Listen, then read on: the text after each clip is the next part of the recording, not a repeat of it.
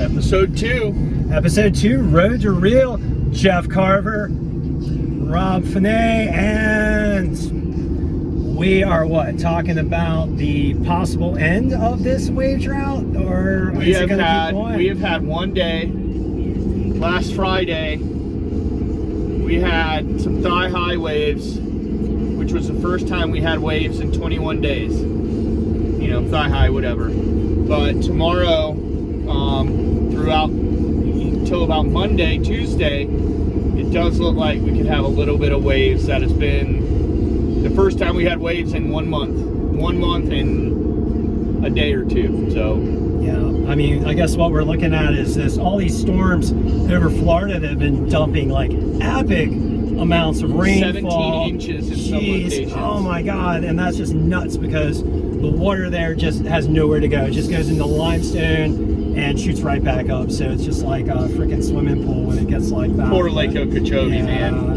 So that's just nuts. But all those, showers and thunderstorms, big disorganized mass, lots of wind shear, going to push off the coast of Florida, doing it right now and getting tangled up with a big old frontal boundary coming down from Newfoundland. How long has that thing been stalled for? Like almost more than a week right now. So, and National Hurricane Center saying 20% chance of tropical cyclone development, and models right now looking at the very least spinning it up into a gale off the northeast coast.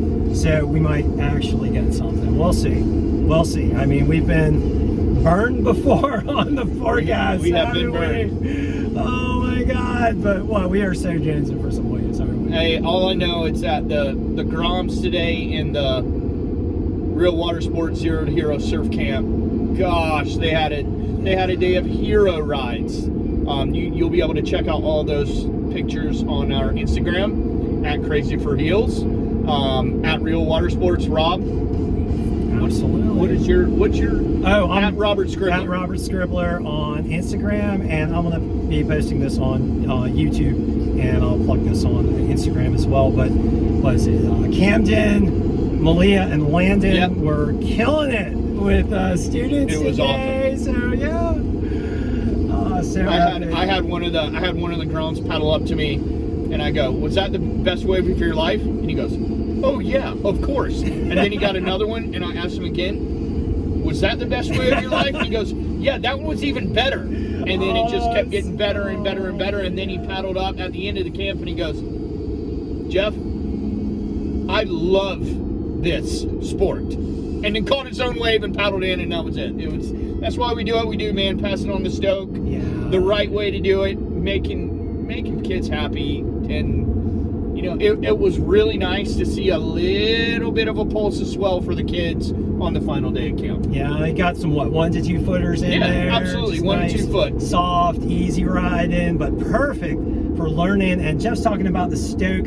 I mean, Stoke is something that you feel as a surfer, and you know what? You can really, I mean, it means a lot to you emotionally and like mentally. It's just so good for you to have that positive feeling. The and anti-stress. Yeah, it's the it melts the stress right away and just lights you up with joy. I mean, that's what we mean when we say Stoke. It's like a fire, I don't know. What's it like for you, Jeff? I mean, like when you feel it. It's just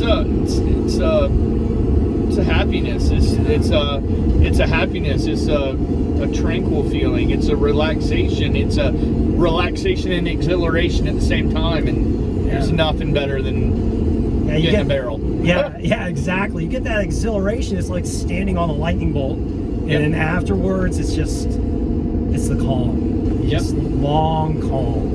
And that it's we were talking earlier today, Rob, and it's like as a lifelong surfer, I haven't had a flat spell like this in a long time. I was injured with the passing of my mother, and I was out of the water for 2 months, but that wasn't because of lack of surf. That was because of an injury. It's different.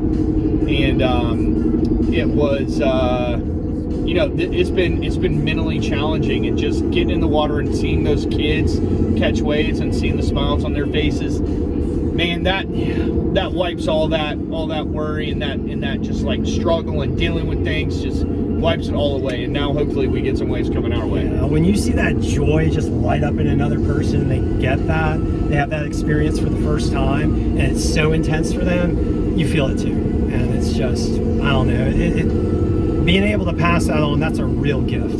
Yep. Yeah. It's wonderful. It's a wonderful, wonderful thing. Rob, let's transition. Let's talk about what we got going on. Okay, meaning wave situation. Okay, so we did talk about this a little bit before, but right now in the forecast, it's looking like for tomorrow, 2 to 3 foot, maybe 2 to 3 foot plus, and semi-clean early in the morning. We're gonna get some wind in the afternoon. It's gonna chop it up, according to the forecast. And then on Saturday, possibly a little bit larger, 2 to 3 foot plus, same range. And looking possibly clean Saturday morning. Once again, a little bit more wind in the afternoon. Getting that northeast wind blowing on Sunday, pumping up the swell. And then on Monday, we might have some 2 to 4 footers, maybe even some 2 to 5 footers on the backside of a potential gale off the U.S. northeast coast. If we get 2 to 5 footers, I will be super, super stoked, and I'll love to see you, Jeff, getting some barrels. I mean, if we get that west wind on Monday, Jeff is a barrel-seeking missile. This guy, he gets barreled so much, it's inspirational to watch. I don't know. What do you think, Jeff? What do you think about the forecast? I hope this one holds true. Yeah. The good thing about this is that the models have kind of aligned, and they're holding that it's not going to be flat. So that's better than what we have had, because, you know, as we said, it's been flat. I think that we're going to be looking at some, you know, waist to chest high surf. Might not be the cleanest that we've ever seen, but it doesn't need to be. It just, we need to get in the water and wash it all out. Can you pause that? For them, it was like a foot over their head and absolutely just perfect for them. Palmer needs to surf. Heck yeah. Sick, dude. I thought, I don't know, I was like, hey, there's potential for tomorrow. There's a little, because I was playing with baby wood on the foam board, and I was like, this actually could work.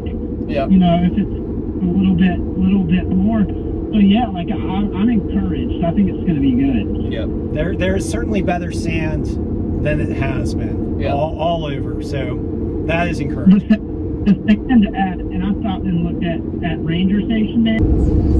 So what's a good swell for tomorrow? 2.6 foot and I would say 2.6 feet, 8 seconds, 3.3 feet at 7 seconds.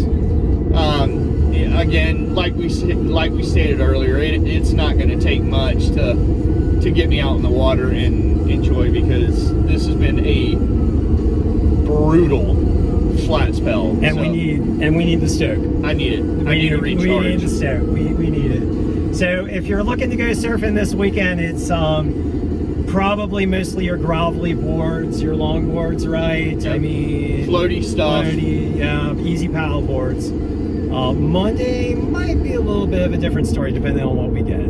I think that we're gonna have a lot of. We're gonna know a lot more in the models when we get up in the morning after they reset overnight.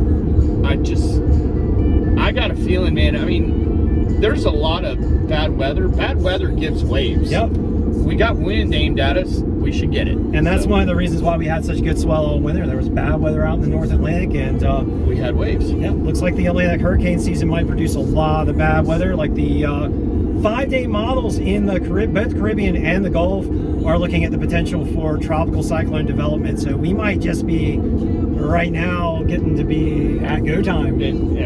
Are we in an active phase of an MJO right now by chance? Well, looking at all the moisture coming off of Africa into the Atlantic, I would say yes. I haven't looked specifically at MJO. I haven't either. But the main development region is hot with thunderstorm activity, stalled frontal systems, moisture, and the ocean water is nuts. And then the atmospheric moisture above it is totally nuts as well. So, like, all the fuel is there. Fuel's there. Yeah. Fuel is there. Yeah. I mean, the only thing that's not happening in the models right now is the center circulations are having trouble hitting that central dense overcast.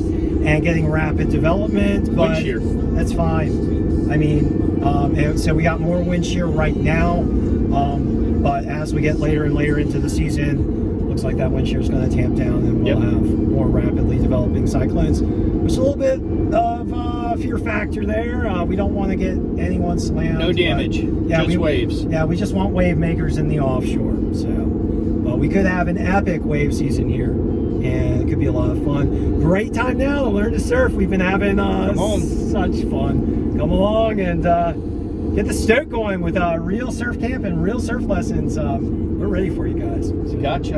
Everyone have a wonderful weekend. All right, dudes. Thanks for joining us at the Road to Real.